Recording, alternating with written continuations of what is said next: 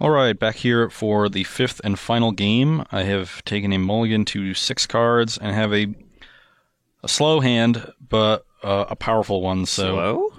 hopefully Ooh. I can get some help from the top of my deck. My hand is pretty great. Gonna keep. Scry. And don't need another land, so that'll go to the bottom. You can go. Music to my ears. Your turn. Ugh. You can go. Good lord.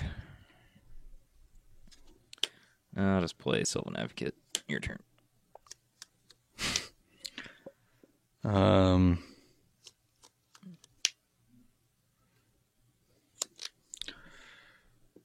I would like to play this one, but to use my mana better, I'll play Always Watching.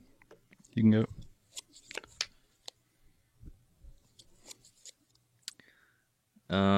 So I can play this, which also uses my mana better this turn, but it's not even clear that I actually want to do that. I might just want to save it. Definitely just going to start with attacking for 2. 18. And I think I'll play this Port Town, reveal Plains, and play Duskwatch Recruiter. Your turn.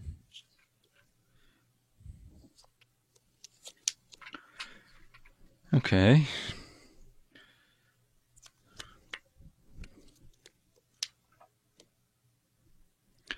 So I can play these and start attacking. That sounds good. Knight, get a counter. Lieutenant. Declaration the Advocate. Maybe I should actually... Nah, I need to get rid of the Advocate so I can attack. If he wants to activate Recruiter a bunch, that's fine. Attack for 3. Alright.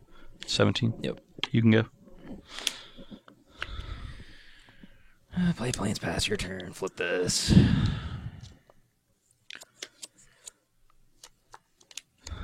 Inspector. Yep.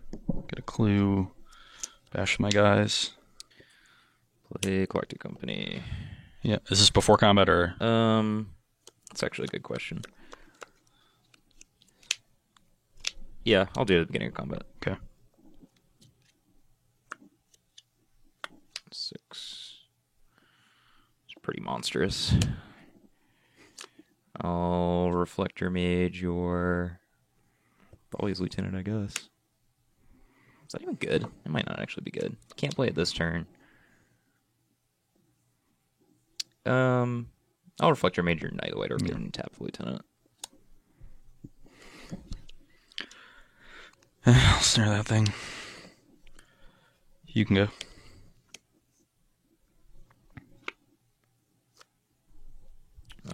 Turn off of doing this. I think we just want to start by sacking the clue. And I will play Jason pass the turn.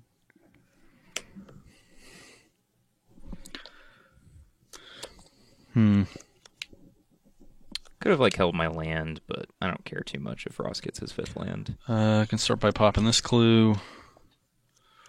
That's not bad. I guess now I can play this knight and get a plains, and then play this plains and play this thing. Yep. 2 counters there.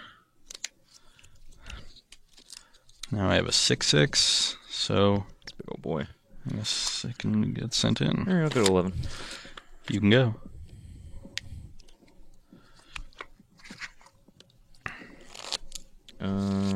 Just play a morph and pass the turn.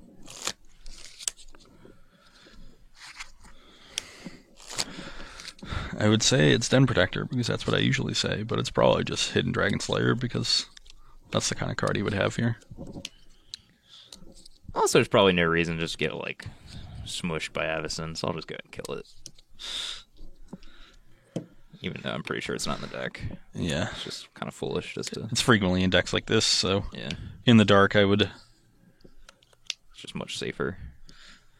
Okay, well, I'm basically dead. Let's see what I can do.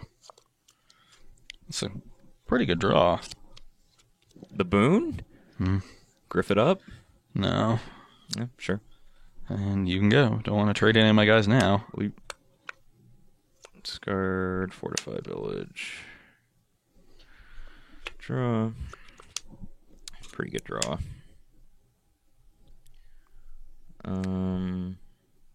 Let's see. Could leave up all my things if I don't get rid of this land.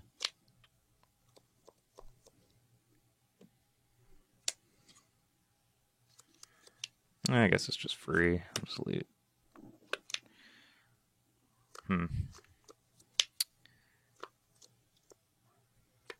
Is this activation worth a Reflector Mage?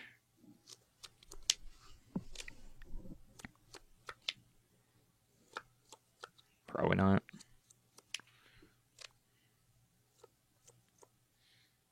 I guess I'll just discard the land and go Reflector Mage, your Militia Captain, play Recruiter, and pass the turn. Ooh, that is a look of a man who just drew another captain. That is just so typical. Just 100% the draw step there. So I get to flip my werewolf. It's kind of funny. Yeah, you can go. All right, werewolf trigger on the stack. I'll activate Krasis. Just activate again. Why not? Oh. This transforms. Draw my card.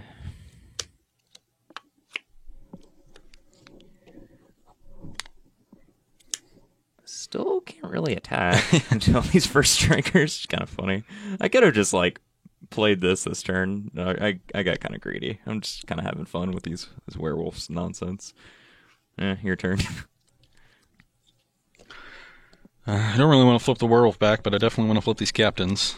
And if I play one and get Reflector Maged again, it is Bad News Bears, and not the good Walter Matthau version, the crappy Billy Bob Thornton remake. All right, I have a werewolf trigger on the stack again. If any of you don't know what I'm talking about with Walter Matthau, after you're done watching this, just go get the original Bad News Bears. It's great. I guess I'll have you sack an enchantment and fight this on... Or actually, it's going to turn into a 2/2, so that's really bad. Sack an enchantment and Krasis fight a captain.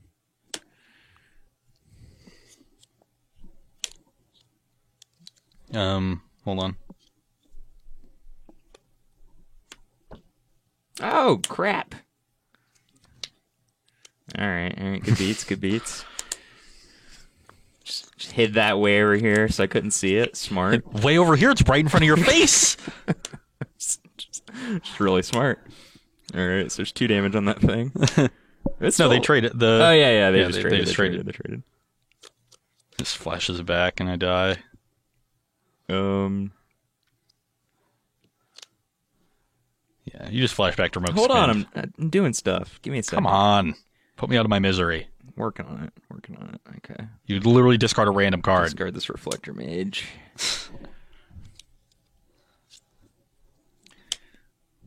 Oh. Command. Yeah. Fight. I already put the other captain in the graveyard, Okay. which is the card that you want to fight. Combat. Probably don't want to attack with the one with 2 damage on it. That's true. And then you probably don't want to only attack with one of them. That's true. Well, actually, yeah, I do. You do? Yeah. You have another command? Maybe. I'll send that too. Why not? Screw it. We'll send this one as well. And that one. Just send them all. What is going on? Seriously, what is going on? I don't know. There's no anthems in that deck. If you have another command, I guess if I block like this, you go like counter on one of them, fight the other with a Reflector Mage. So I can't block anything.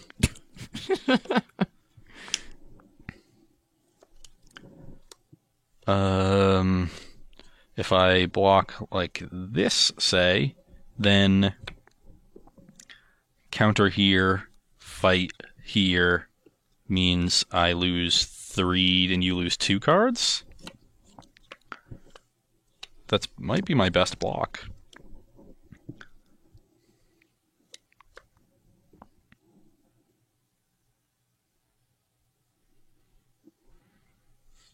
And then, or you could just do nothing, and I would trade Thraben Inspector for Dragon Slayer, which is still fine. So you counter here, you fight here. And you lose a Reflector Mage under Daroka's command, and I lose my entire team.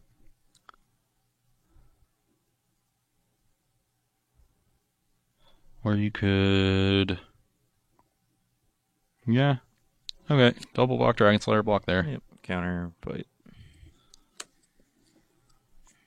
I gain 4 life, you take 4.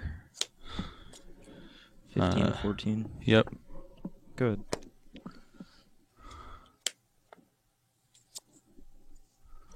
Declaration of the Recruiters. Yep. You can go.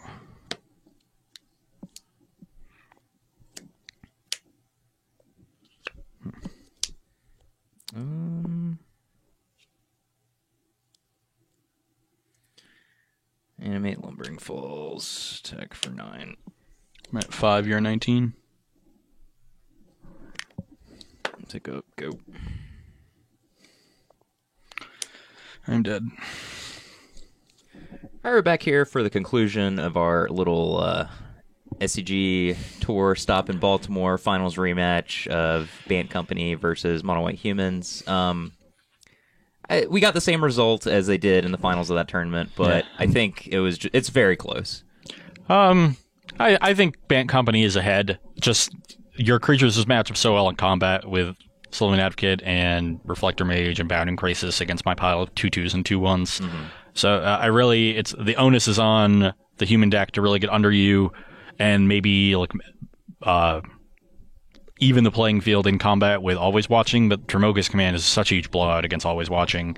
Yeah, I think that's the major thing. If you can get an Always Watching down, then like your creatures start trading up really effectively. But then if at any point you're subject to a Dromoka's command, it's extremely problematic, and you're probably going to get 2 for 1 on that turn and lose a bunch of mana and tempo, and yeah, it's tough. I think the double Thalia's Lieutenant draws are probably very good because they let you get your things big enough to rumble in combat against the Bant Company's creatures without exposing yourself to command.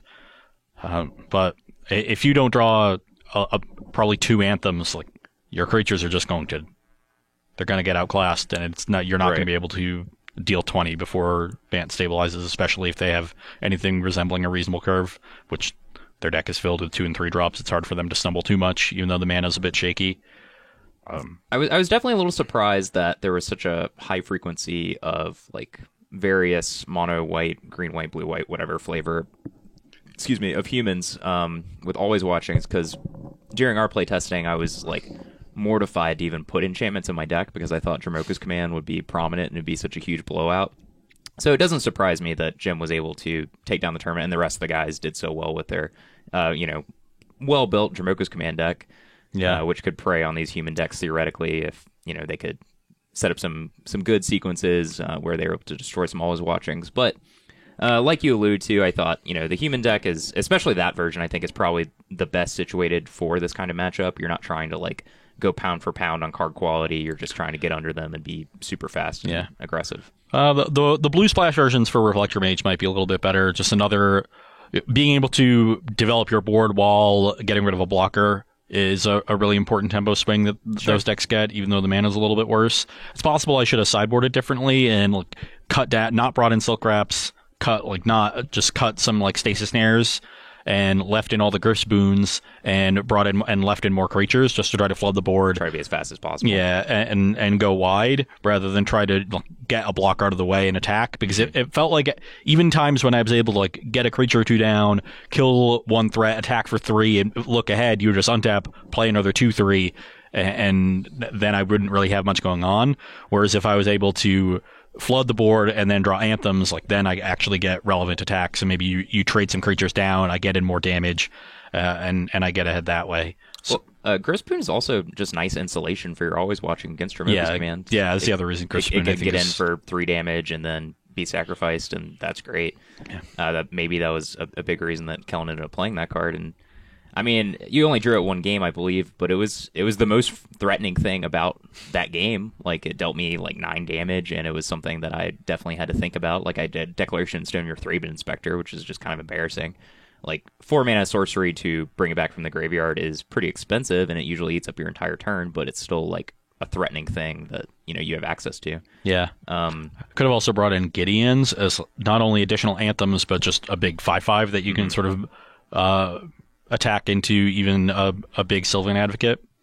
So there's different ways to approach the matchup from the human side. I'd be interested in exploring a few of them and trying to figure out which one is best. Sure. The Bant Company deck continues to look very impressive. Dustwatch Recruiter is really powerful. Yeah, that card's very good. Yeah, I was incredibly impressed with that.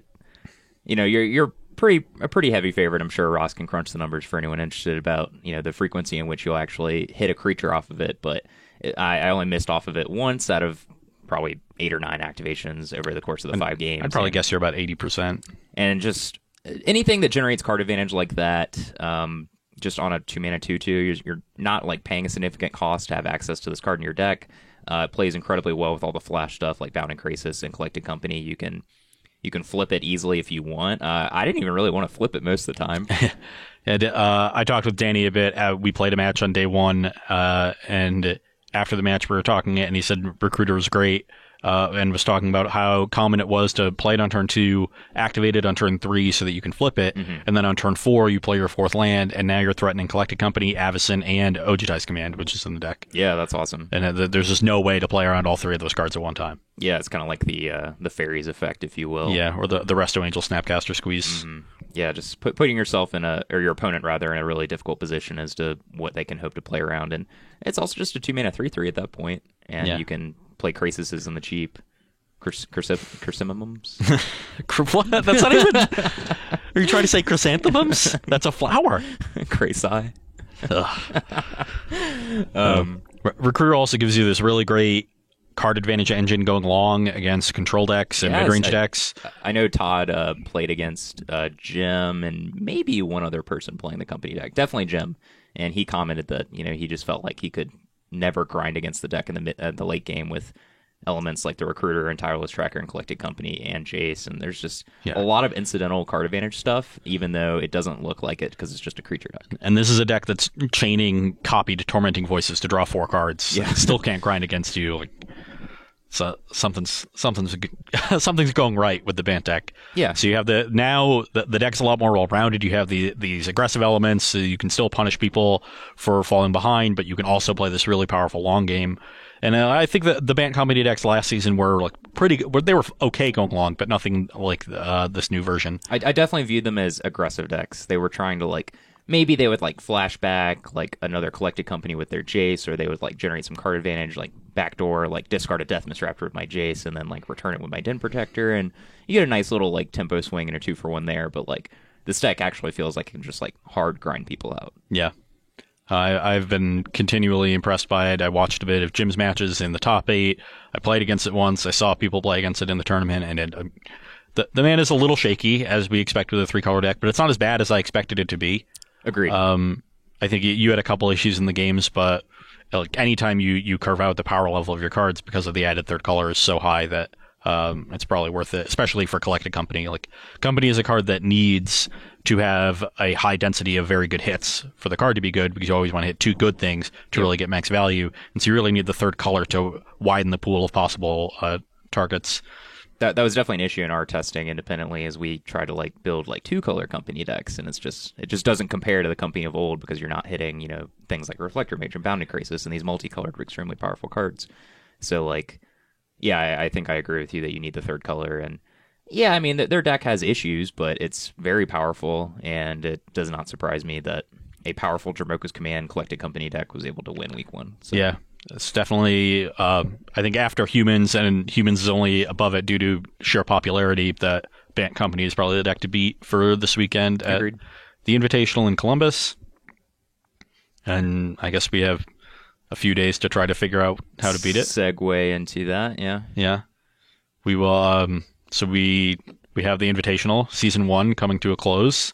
It's weird because like it feels like it's been forever since an Invitational has occurred, but at the same time, this year's flown by. So I agree. It doesn't. It's a lot of tournaments, but not a lot of time. I guess is that weird? Does that make us weird? We're crazy. I don't know. But yeah, we're nearing the end of Season 1. You got a little bit of a tight race for the Players' Championship with Roanoke's own Jerry Thompson trying to make a run. God bless his soul. He is just trying. Yeah.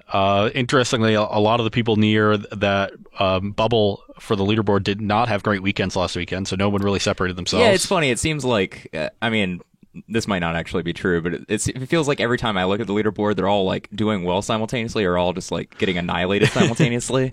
So they're kind of just like hanging on to their same positions every week. Which is pretty funny. They're in quantum entanglement. Yeah.